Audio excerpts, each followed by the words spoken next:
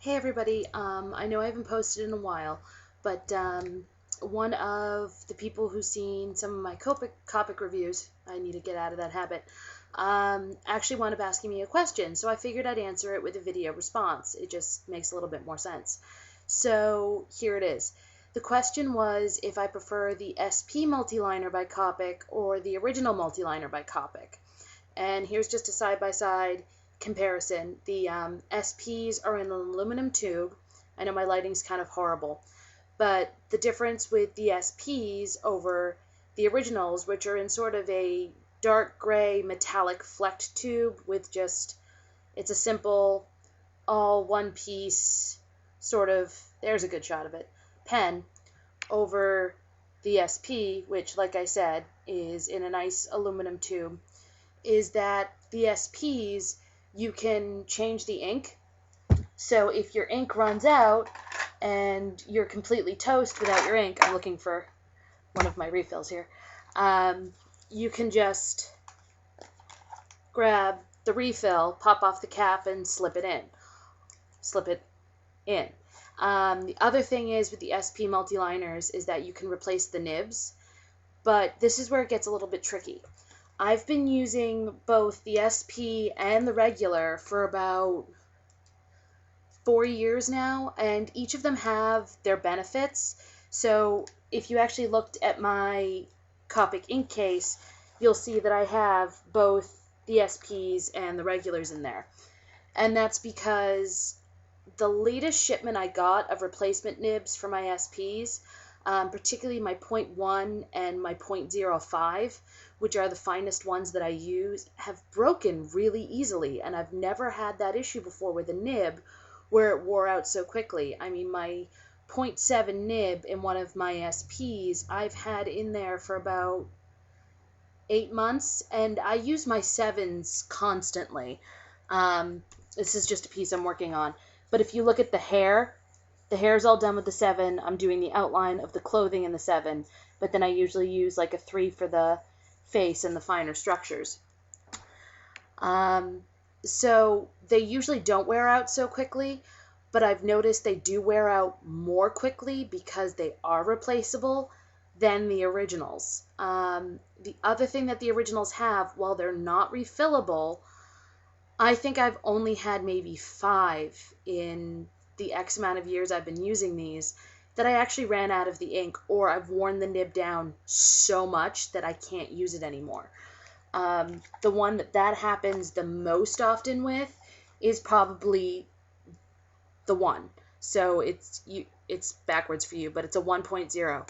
And it's a very large, there we go, that's a better picture of it, thick nib, as opposed to something like the 0.1, which is so darn tiny you can barely see it. The other thing is that the originals come in different sizes that the SPs aren't available in. I do have, for my SP, I have to make sure I get this right, I do have a 0.05, a 0.1, a 0.3, a 0.5, a 0.7, and the brush small, all in the SP. And in the originals, I have the medium brush, a spare 0.1, a spare 0.005, and then also the ones. I think I also have a spare 0.3. And the reason for that is in case my nib breaks, I can go back to using the original Multiliner. But also, like I said, they don't wear out nearly as quickly. So suddenly my cat's on my lap. My apologies.